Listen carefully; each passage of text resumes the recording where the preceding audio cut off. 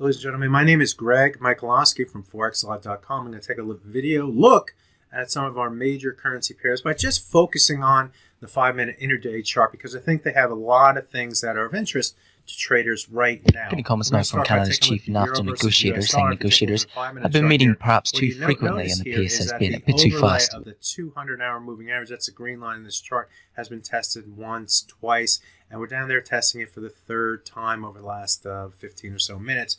Also near this area is a 100-bar moving average on the 5-minute chart. That's a blue line. If we move below that level, we come to another support area against the trend line. That trend line held on the last dip in the New York session, and it comes in at 123.46.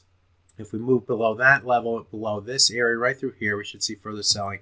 Small comments from Canada's chief NAFTA negotiators saying the US and Canada and Mexico have made a fairly limited progress overall. What you notice here is a big sharp move to the downside here and then consolidation over the last 7 or 8 hours here of trading.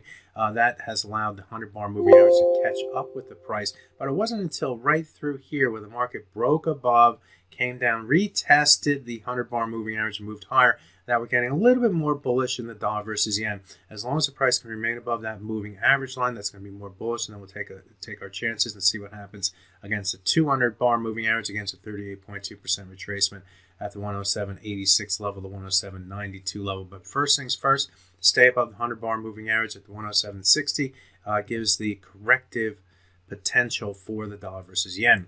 Let's take a look at the sterling versus US dollar. And like the euro versus US dollar, we have a couple moving averages here. One, the 200-bar moving average on the 5-minute chart, that's the green line.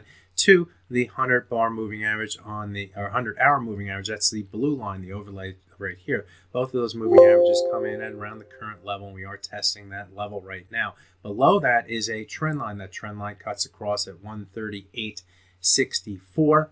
And if we break below that level, that would be more bearish for the sterling versus US dollar. And we could expect further moves to the downside. Stay above it, and we'll see what happens against the 100-bar moving average up here at 138.90. Let's move on to the dollar versus Swiss. And like the dollar versus yen, big trend move to the downside, lots of consolidation through here. Like the dollar versus yen, we move back above the 100-bar moving average on the 5-minute chart. That level comes in at 93.33. We're not exactly. Small comments now from Canada's chief NAFTA negotiator saying it has limited US flexibility on even some of the earlier issues and easier issues. This is being driven from the top. Is not this happen, not this happen, not this happen, not this happen, where the market failed on the break of the 100-bar moving average. So watch support at 93.36. If we're able to stay above that level, then we could see further corrective moves to the upside for that currency pair. Finally, let's take a look at the dollar versus the Canada, and what we see here is the 50% retracement and the 100-bar moving average just holding on the last test to the downside here. The market came right down to it again, to the 50% at least, and this time the 100-bar moving average joined it, and the market moved off of that level, currently trading at the 26.04 level, running away or moving a little bit away from the 100-bar moving average from the 50% retracement.